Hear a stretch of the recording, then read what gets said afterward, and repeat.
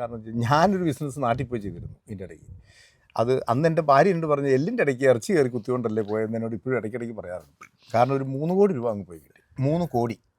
കാരണം വിൻപിൻ ലക്ഷറീസ് എന്നെ കേട്ടുകൊണ്ടിരിക്കുന്ന കണ്ണൂർ ജില്ലയിലുള്ള ആരെങ്കിലും ഉണ്ടെങ്കിൽ, കണ്ണൂർ ജില്ലയിലെ ഒരുമാതിരിപ്പെട്ട എല്ലാ ചാനലുകളിലും രാവിലെ ഒരു കൊച്ചിങ്ങനെ സ്വിമ്മിംഗ് പൂളിലേക്ക് എടുത്തിയാടുന്നതും എന്നിട്ടിങ്ങനെ കൈയിട്ട് അടിക്കുന്നതും കളിക്കുന്നതും ഒക്കെ ഉള്ള അതുണ്ടായിരുന്നു. വിൻപിൻ ലക്ഷറീസ് ഹോളി വൈറ്റ് വിലാസ് എന്ന് പറയുന്നത് എൻ്റെ 2 മക്കളുടെ പേരിൻ്റെ ആദ്യം അവസാനമാണ്. വിൻ എന്ന് പറയുന്നത് എഡ്വിൻ എന്നതിൻ്റെ വിന്നും. നമ്മുടെ അബ്ദുൽ കലാം പറഞ്ഞാണ് എനിക്ക് ഓർമ്മ വരുന്നത്, നമ്മൾ നാട്ടിലേക്ക് ചെല്ലുമ്പോൾ എവിടെയായിരുന്നാലും എത്ര വലിയ നിലയിലായാലും. ഹായ് ഫ്രണ്ട്സ്, അബീസ്വിക്കയുടെ പുതിയ വീഡിയോയിലോട്ട് എല്ലാവർക്കും സ്വാഗതം. അപ്പോൾ നമ്മൾ ഇന്ന് ചെയ്യാൻ പോകുന്ന കഴിഞ്ഞ 24 വർഷമായി UK ജീവിച്ചു വരുന്ന നമ്മുടെ മാത്യു ചേട്ടൻ്റെ ഒരു വീഡിയോ ആണ്. ഒത്തിരി അധികം എക്സ്പീരിയൻസ് ഉള്ള മാത്യു ചേട്ടനിൽ നിന്നും കുറച്ച് കാര്യങ്ങൾ നമ്മുടെ ആയിട്ട് ഷെയർ ചെയ്യുകയാണ്. അപ്പോൾ എന്താണെങ്കിലും നമുക്ക് വീഡിയോയിലോട്ട് പോകാം. ഓക്കെ, നമസ്കാരം. എൻ്റെ ഒരു മാത്യു. എനിക്ക് തോന്നുന്നു ഈ വീഡിയോ കാണുന്ന പലരും എന്നെ കണ്ടിട്ടുണ്ടാവും. കാരണം ഞാൻ പല ചാനലുകളും ഉണ്ട്, എൻ്റെ സ്വന്തം ചാനലും ഉണ്ട്. എൻ്റെ സ്വന്തം ചാനലൊന്ന് പ്രൊമോട്ട് ചെയ്തത് UK ലൈഫ് കോച്ച് മലയാളം എന്ന് പറയുന്നത് എൻ്റെ സ്വന്തം ചാനലാണ്. വീഡിയോ ചെയ്യാൻ സമയമില്ല, അതവിടെ ചത്ത് മരിച്ച് കിടക്കുക. സോറി കേട്ടോ. അത് അതിനകത്ത് ഒരു 6-7,000 സബ്സ്ക്രൈബേഴ്സ് ഉണ്ട്. പക്ഷേ സമയമില്ലാത്തതുകൊണ്ട് ചെയ്യാത്ത ഞാൻ അവരെ ആരും ചതിക്കുകയില്ല. ഞാൻ വീണ്ടും എപ്പോഴെങ്കിലും സമയം കിട്ടുമ്പോൾ, ഇപ്പം എന്നോട് ഓഫീസ് പറഞ്ഞ പോലെ അതിനകത്ത് വീഡിയോ ചെയ്യണമെന്നാണ് പറഞ്ഞത്. ഞാൻ എന്തായാലും ചെയ്യും, അത് വരും പുറകെ. ചാനലിൻ്റെ ലിങ്കും കാര്യങ്ങളും എല്ലാം നമ്മുടെ ഡിസ്ക്രിപ്ഷനിൽ ഞാൻ കൊടുത്തേക്കാം. അപ്പോൾ നിങ്ങൾ തീർച്ചയായിട്ടും കയറി നോക്കണം കേട്ടോ. അത് മുഴുവനും ഇൻഫർമേറ്റീവ് ആകും. ഞാൻ ഒന്നാമത്തെ കാര്യം, എനിക്ക് ജോക്ക് പറയാൻ അറിയില്ല. പക്ഷേ പറയുന്നത് കേൾക്കുമ്പോൾ ആളുകൾ പറയുന്നുണ്ട് കൊള്ളാലോ എന്ന് പറയാറുണ്ട്. ഇനിയിപ്പം ജോക്ക് പറഞ്ഞു നോക്കിയാലോ എന്ന് ഞാനിങ്ങനെ ചിന്തിക്കാറുണ്ട്. അപ്പോൾ അതിനകത്ത് ഇൻഫർമേറ്റീവ് വീഡിയോസാണ്. വീടെടുക്കുന്നതിനെ പറ്റി, അതുമായി ബന്ധപ്പെട്ട കാര്യങ്ങൾ, ഇൻഷുറൻസിൻ്റെ കാര്യങ്ങൾ, അതിൻ്റെ നീഡ് എന്താണ്, ഇങ്ങനെയുള്ള കാര്യങ്ങളാണ് കൂടുതലും. സത്യം പറഞ്ഞാൽ നമ്മുടെ ചാനൽ, അബീസ് ചാനൽ ആദ്യമായിട്ടാണ് 24 വർഷം UK ഒരാൾക്കുടെ ഇൻ്റർവ്യൂ എനിക്ക് എടുക്കാനുള്ള അവസരം കിട്ടണം. ഇതിന് മുമ്പ് നമ്മൾ ചെയ്തിട്ടുണ്ടായിരുന്നു 19 വർഷം. അതിനേക്കാളും ഒരു 5 വർഷം കൂടുതൽ ഓണം ഉണ്ട ആളാണ് UK. അപ്പോൾ മാത്യു ചേട്ടന് 24 വർഷം പെട്ടെന്ന് തിരിഞ്ഞു നോക്കുമ്പോൾ ഒരു രസകരമായ ഒരു സംഭവം ലൈഫിൽ നടന്നതായിട്ട് എന്താണ് ഓർമ്മ തന്നെ?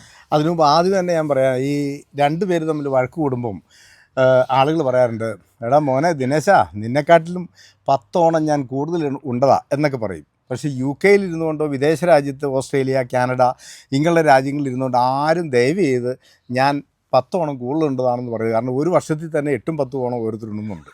തൊട്ടടുത്തടുത്ത അസോസിയേഷനുകൾ, പരിചയക്കാരുടെ വീട്ടിൽ അവിടെയൊക്കെ പോകുമ്പോൾ ഓണോ കാരണം ഒരു ദിവസമല്ല ഓണം, പല സ്ഥലത്തും പല സമയങ്ങളിൽ ഓണം. ഇപ്പോൾ ഇവിടെ UK തന്നെ അല്ലേ? ശരിയാണ്. അപ്പോൾ അങ്ങനെ വന്നു കഴിയുമ്പോൾ ഈ ഓണം ഉണ്ട അളവ് വെച്ചിട്ട് ഒരു കാരണവശാലും പ്രായമോ ഒന്നും കണക്കാക്കരുത്. പക്ഷേ എൻ്റെ ഒരു അനുഭവത്തിൽ ഞാൻ പറയുകയാണ്, UK ഈ 24 വർഷം കടന്നുപോയി ഞാൻ അറിഞ്ഞിട്ടില്ല. കാരണം എന്താണെന്നറിയോ, ഇവിടെ നമ്മൾ മനസ്സുകൊണ്ട് ചെറുപ്പമായി വരും. നമ്മൾ ഒരിക്കലും വയസ്സാകുന്നില്ല എന്നൊരു തോന്നലുണ്ടാവും. അത് നമുക്ക് ഇവിടുത്തെ വെതറായിരിക്കാം, അല്ലെ ഇവിടുത്തെ എൻവയോൺമെൻറ്റ്, ജീവിത അന്തരീക്ഷങ്ങളായിരിക്കാം, അല്ലെങ്കിൽ നമുക്ക് മനസ്സിനുള്ള ഒരു സന്തോഷം കിട്ടുന്ന എന്തെങ്കിലും കാര്യങ്ങളുണ്ടാവാം. നമുക്ക് വർക്കിംഗ് അറ്റ്മോസ്ഫിയർ, നമ്മൾ വർക്ക് പ്ലേസിലുള്ള അറ്റ്മോസ്ഫിയർ ആയിരിക്കാം. നമ്മളെ ആരും ത്രട്ടൻ ചെയ്യുന്നില്ല, നമ്മളെ ആരും ഫോഴ്സ് ചെയ്യുന്നില്ല, നമുക്ക് എല്ലാവിധ സ്വാതന്ത്ര്യങ്ങളും ഉണ്ട്. നമ്മൾ റോട്ടിൽ സ്ട്രെസ്സില്ല, വണ്ടി ഓടിക്കും ഫോണടിച്ച് തെറി പറയുന്നില്ല ആരും. ഇവിടെ ആരും അങ്ങനെ ഓണടിച്ച് ബോളം വെക്കുന്നുണ്ടോ? ഇല്ല. അപ്പോൾ ഇതൊക്കെ ആയിരിക്കാം ഒരുപക്ഷെ സ്ട്രെസ് ഫ്രീ ആയിട്ടുള്ള ഒരു ജീവിതം നമുക്കിവിടെ കിട്ടുന്നത്. അപ്പോൾ അതുകൊണ്ടൊക്കെ തന്നെ നമുക്ക്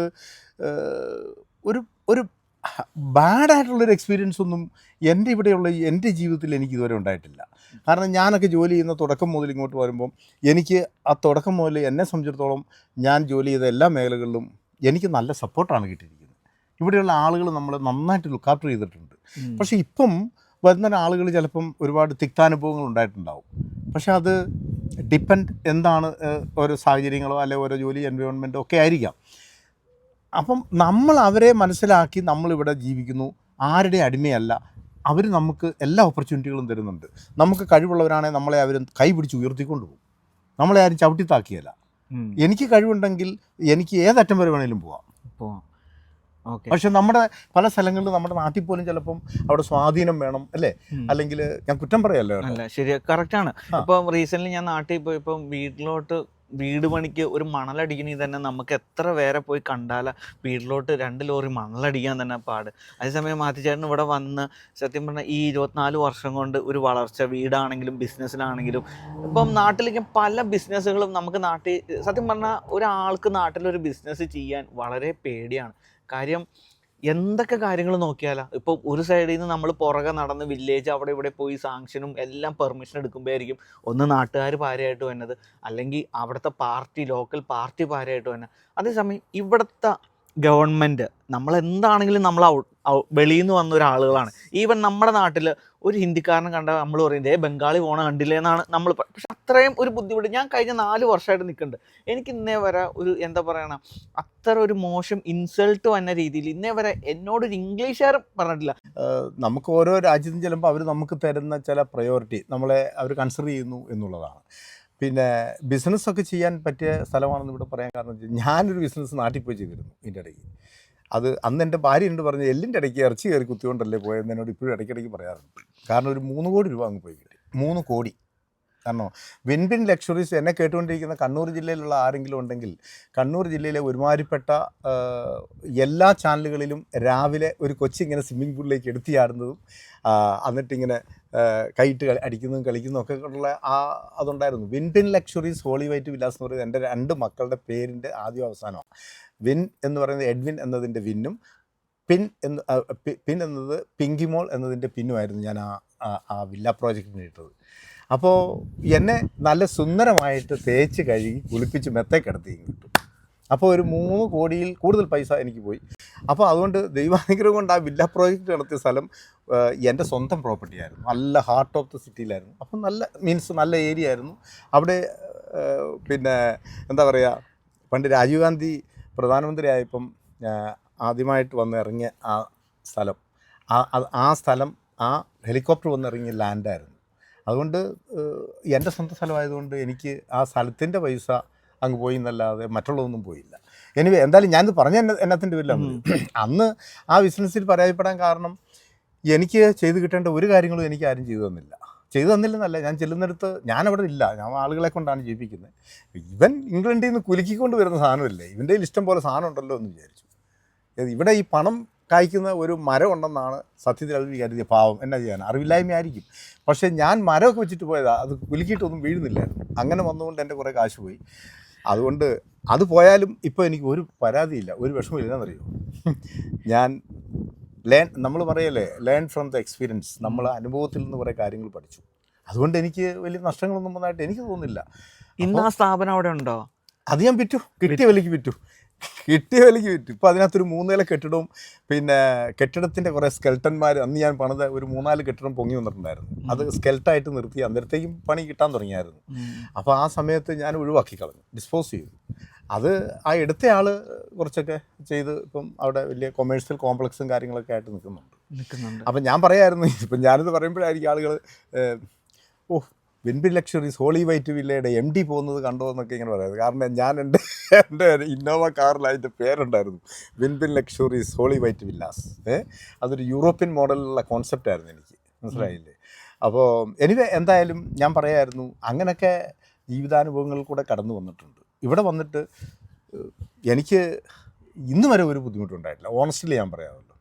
പിന്നെ എനിക്ക് പറയാനുള്ള കാര്യം എന്താണെന്ന് വെച്ച് കഴിഞ്ഞാൽ, ഇതുപോലുള്ള യൂറോപ്പ് അമേരിക്കയിൽ ചോദിക്കാത്ത ചോദ്യത്തിനുള്ള ആൻസർ തരുന്നതുകൊണ്ട് കുഴപ്പമില്ല. എനിക്ക് പറയാനുള്ള ഒരു കാര്യം എൻ്റെ അനുഭവത്തിൽ വെച്ച് ഞാൻ പറയുകയാണ്, ഇങ്ങനെയുള്ള രാജ്യങ്ങളിൽ ചേക്കേറുന്നവർ ശ്രദ്ധിക്കേണ്ട ഒരു കാര്യം, നമ്മുടെ മക്കൾക്ക് വേണ്ടിയോ ഒന്നും നമ്മൾ ഇവിടുന്ന് അധ്വാനിച്ച് കഷ്ടപ്പെട്ട് നാട്ടിൽ പോകേണ്ട സ്ഥലം മേടിച്ചിടുവോ, അവിടെ ബിൽഡിങ് പണിയോ, അവിടെ കെട്ടിടങ്ങൾ ഉണ്ടാക്കിയിടുവോ, അതിന് റെൻറ്റ് കിട്ടുമെന്നൊക്കെ പറഞ്ഞ് ചെയ്യുന്നത് ശുദ്ധ മണ്ടത്തരമാണെന്ന് ഞാൻ പറയും. കാരണം എന്നറിയോ, നമ്മുടെ മക്കളാരും അവിടെ പോയി അതൊന്നും നോക്കുകയില്ല, അന്വേഷിക്കുകയില്ല, ഒന്നുമില്ല. അത് കുറേ കാലം കഴിയുമ്പം അതുപോലെ തന്നെ വലിയ വീടുകൾ വെക്കുന്നു ചില ആളുകൾ. എന്നിട്ട് ഉണ്ടായിരുന്ന വീട് പൊളിച്ച് കളഞ്ഞിട്ട് വലിയ വീടൊക്കെ പണിത് വെക്കും. നമ്മുടെ അപ്പനും അമ്മയും ജീവിച്ചിരിക്കുന്നത്തോളം കാലം അത് യൂസ്ഫുള്ളാണ്. അവരുടെ കാലം കഴിഞ്ഞ് കഴിഞ്ഞാൽ പിന്നെ ആര് നോക്കാറുണ്ട്? നമ്മളങ്ങോട്ട് പോയി, നമ്മൾ വല്ലപ്പോഴും ഒരു വർഷത്തിലൊരിക്കൽ, അപ്പനും അമ്മയും ഉണ്ടെങ്കിലേ വർഷത്തിലൊരിക്കൽ പോവുള്ളൂ. അപ്പൻ്റെ അമ്മയുടെ കാലം കഴിഞ്ഞ് ആരാണ് പോകുന്നത്? എല്ലാ വർഷവും പോയി നമ്മൾ നാട്ടിൽ പോകും. നമ്മൾ ആരെങ്കിലും നാട്ടിൽ പോകും. ഇപ്പോൾ സഹോദരിമാരെയും കാണാൻ വേണ്ടി എല്ലാ വർഷവും പോകും. അപ്പനും അമ്മയും ഉള്ളപ്പം നമ്മൾ എല്ലാ വർഷവും പോകും. കാരണം എന്താണെന്നറിയോ, കണ്ണിൽ എണ്ണയൊഴിച്ച് കാത്തിരിക്കാൻ ആ അപ്പനും അമ്മയും ഏത് പാതിരായ്ക്കാണേലും മകളും മകനും വരുന്നത് കാത്തിരിക്കും. അതെന്താ പറയുന്നത്, നമ്മുടെ മുൻ പ്രസിഡന്റ് പറഞ്ഞ കാര്യമാണ് എൻ്റെ മനസ്സിൽ ഓർമ്മ വരുന്നത്. നമ്മുടെ അബ്ദുൽ കലാം പറഞ്ഞാണ് എനിക്ക് ഓർമ്മ വരുന്നത്. നമ്മൾ നാട്ടിലേക്ക് ചെല്ലുമ്പോൾ എവിടെയായിരുന്നാലും എത്ര വലിയ നിലയിലായാലും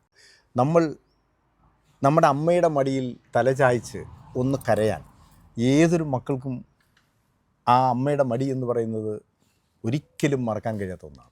ആ അമ്മയും അപ്പനും ഇല്ലാതായി കഴിഞ്ഞ് കഴിഞ്ഞാലുണ്ടല്ലോ, നമ്മൾ അനാഥരാ, നമ്മളെല്ലാവരും അനാഥരാ. ആ കാര്യത്തിൽ ആർക്കും ഒരു സംശയം വേണ്ട. അവരില്ലെങ്കിൽ ആ സ്ഥലത്തേക്ക് പോകാൻ, ആ ശൂന്യതയിലേക്ക് നമുക്ക് പോകാൻ ഒരു മനസ്സ് വരില്ല.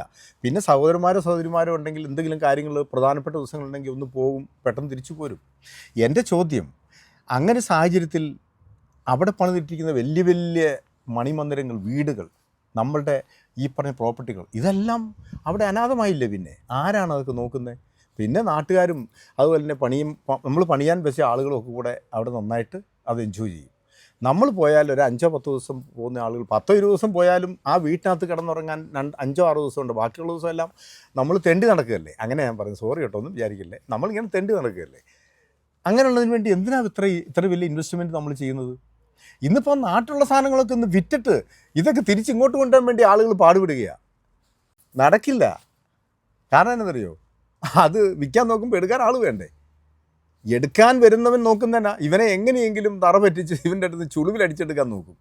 അപ്പോൾ അതുകൊണ്ട് പലരും വിൽക്കാതെ തന്നെ അവിടെ ഇട്ടിട്ടുണ്ട്. കുറേ കാലം കഴിയുമ്പോൾ ഇതിൻ്റെയൊക്കെ സ്ഥിതി നമ്മുടെ മക്കൾ പോയി നോക്കുമോ? ഇതൊക്കെ ഇല്ല.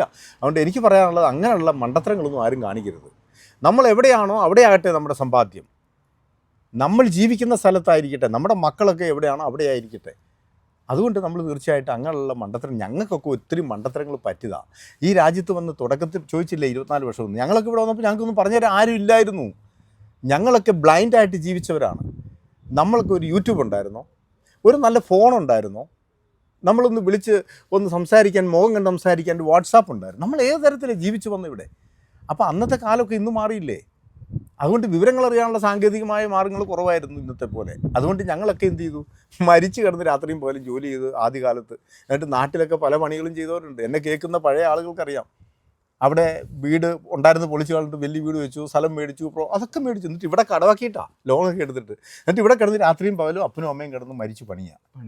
ആ മക്കളെ കൊണ്ടിട്ട് നല്ല ഹോളിഡേക്ക് പോലും പോകാൻ പറ്റിയിട്ടുള്ള ഒരു കുറവാണ് ആദ്യകാലത്ത്. മക്കളെ കൊണ്ടൊന്നും ഒരു ഹോളിഡേക്ക് പോലും പോകാൻ, കാരണം സമയമില്ലല്ലോ. അവർ ജോലി ചെയ്ത് പൈസ ഉണ്ടെങ്കിൽ കടം വീട്ടിക്കൊണ്ടിരിക്കുക. എന്നിട്ട് എന്തിനാ നാട്ടിലത്തെ ഈ സംഭവത്തിന് വേണ്ടി, നാട്ടിലെന്തിനാ ഈ കാര്യത്തിന് വേണ്ടി? നോ, അങ്ങനെയുള്ള മണ്ടത്തരങ്ങളൊക്കെ ഒഴിവാക്കുക.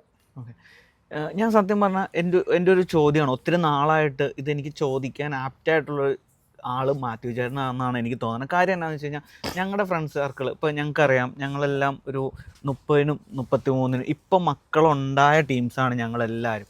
അപ്പം ഞങ്ങളിരിക്കുമ്പോൾ ഒരു ഡിബേറ്റ് പോലെ ഞങ്ങളുടെ ഇടയ്ക്കുള്ളൊരു ടോക്കാണ്. ചിലർ വാദിക്കും മക്കൾ നമ്മൾ നാട്ടിൽ കൊണ്ടുപോകണം, ഇവിടുത്തെ കൾച്ചർ ശരിയല്ല. ചിലർ പറയും ഇല്ല, ഇവിടെയാണ് നല്ലത്. അപ്പം ഞങ്ങളുടെ ഇടയിൽ